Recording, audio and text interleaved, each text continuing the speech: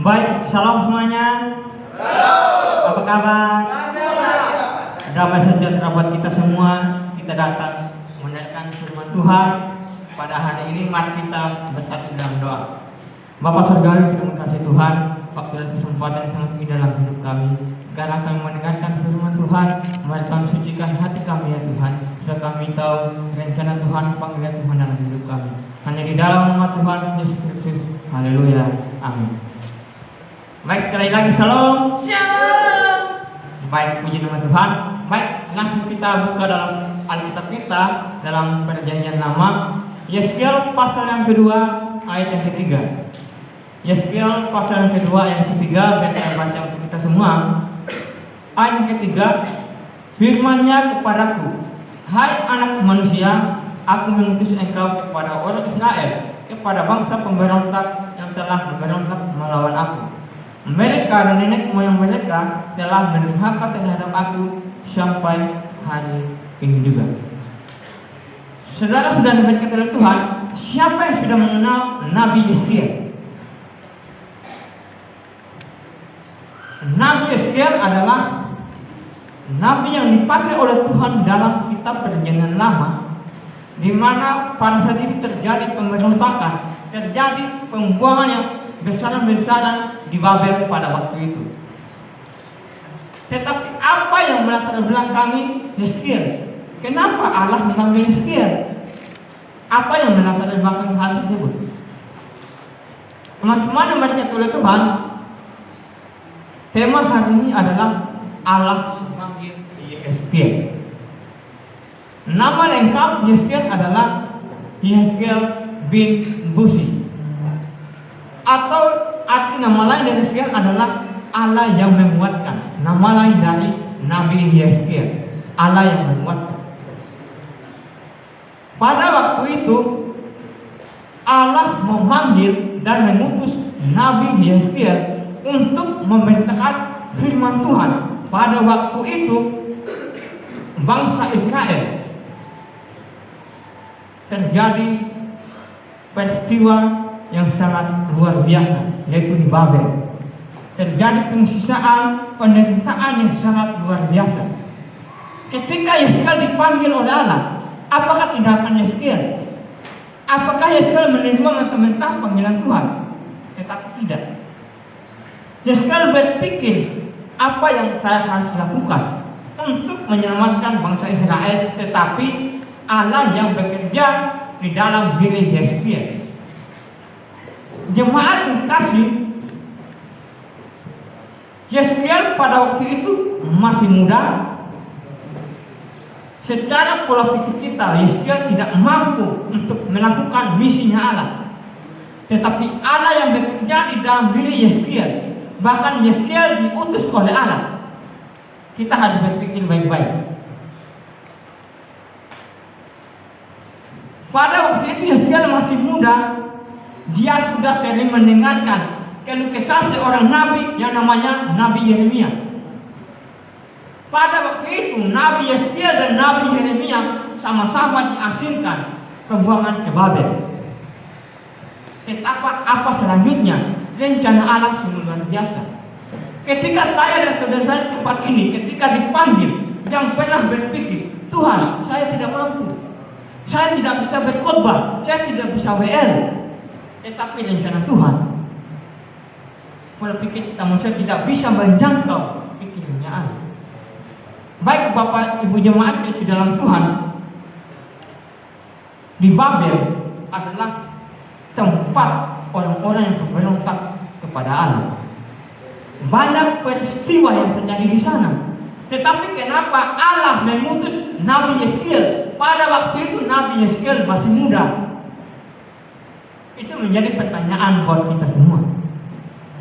Bahwa segala sesuatu sudah merencanakan di dalam diri Yeskiel. Karena Allah lah yang memilih Yeskiel.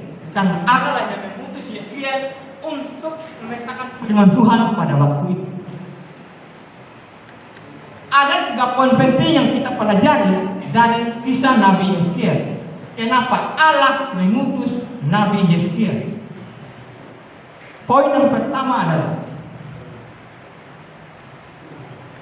panggilan bukan inisiatif manusia, tetapi panggilan adalah kehendak Tuhan. Allah berfirman kepada Nabi Yeskiel.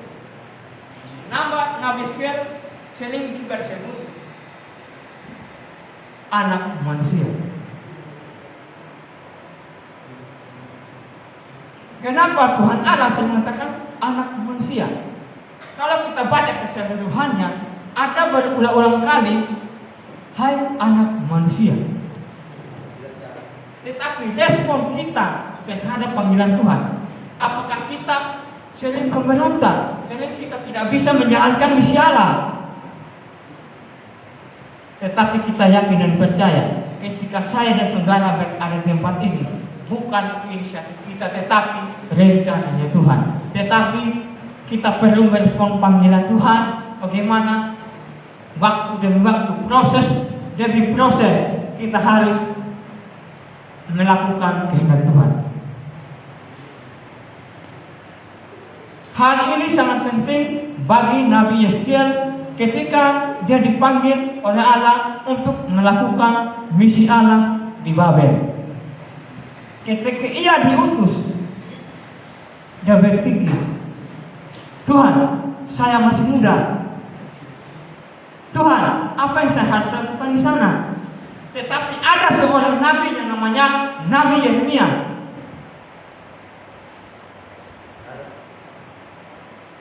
Seorang yang namanya nabi, tugasnya adalah bernubuat tentang firman Tuhan.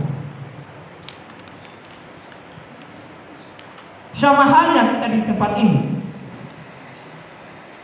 Ketika kita dipanggil, ketika kita diutus untuk melakukan pekerjaan Tuhan, contohnya di dalam pelayanan, di tempat praktek, jangan pernah berpikir kita tidak bisa melakukan pekerjaan tersebut. Kita harus ada keterbukaan. Kita harus menerima panggilan itu. Walaupun panggilan itu kita tidak menerima dengan senang hati, kadang-kadang susah, kadang-kadang gampang. Tetapi ada satu oknum yang bekerja di dalam diri kita, yang bekerja di dalam hidup kita, yaitu Tuhan, yang membantu kita dalam melakukan pekerjaan. Panggilan Tuhan adalah hal yang paling mulia dalam hidup kita. Banyak orang di luar sana, kenapa kita cuma dipanggil di tempat ini? Banyak orang berbondong-bondong untuk melanjutkan sekolah tingginya. Tetapi status kita sebagai seorang hamba Tuhan, status kita sebagai pendeta, status kita lebih tinggi karena kita adalah hamba-hamba Tuhan. Kita harus mempercayai itu. Seorang yang namanya Nabi, pekerjaannya sangat berat. Pada waktu itu ada peristiwa yang sangat begitu ekstrim, sangat luar biasa. Kenapa Yeskiel diutus oleh Allah? Karena memang itu rencana Tuhan dalam kehidupan Yeskiel.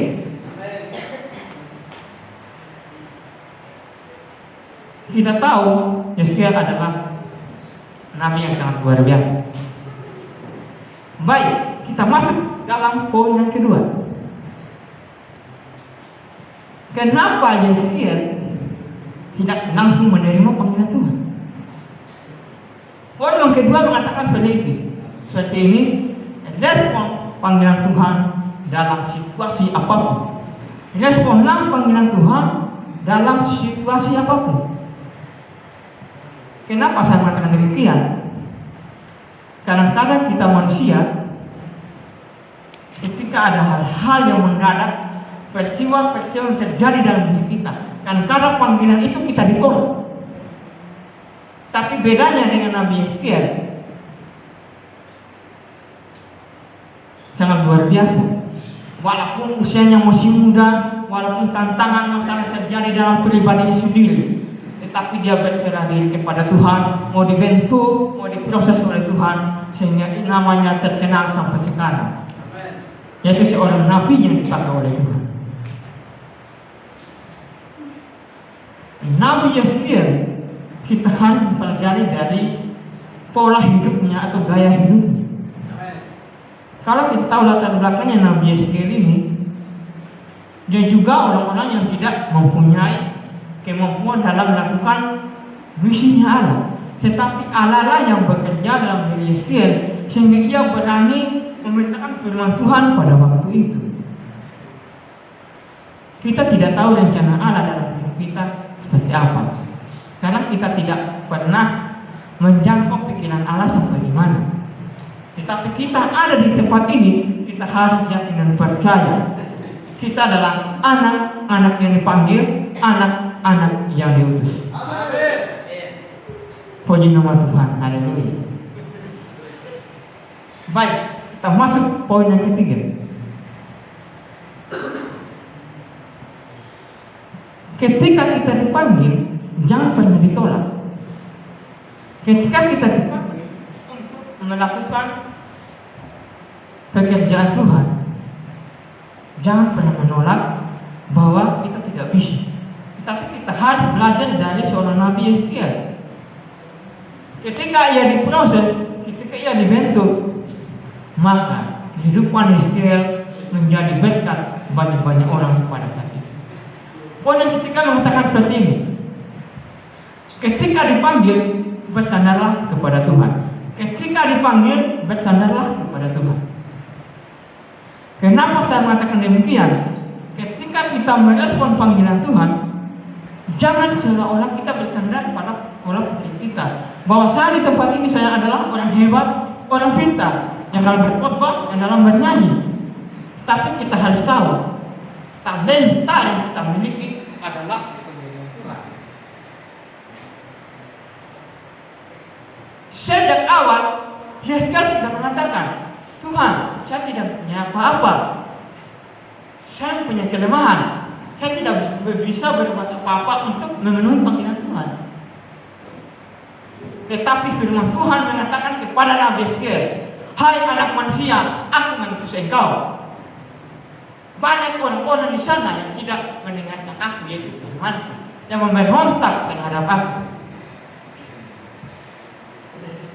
Misi Allah dalam hidup kita sudah ada, tetapi yang menjadi masalahnya, yang menjadi problemanya adalah tergantung dari hati kita, tergantung dari respon kita terhadap panggilan Tuhan. Kita sudah tahu yang namanya kebenaran, kita sudah tahu rencana Allah seperti apa, tetapi kadang-kadang kita sering memberontak terhadap panggilan Tuhan.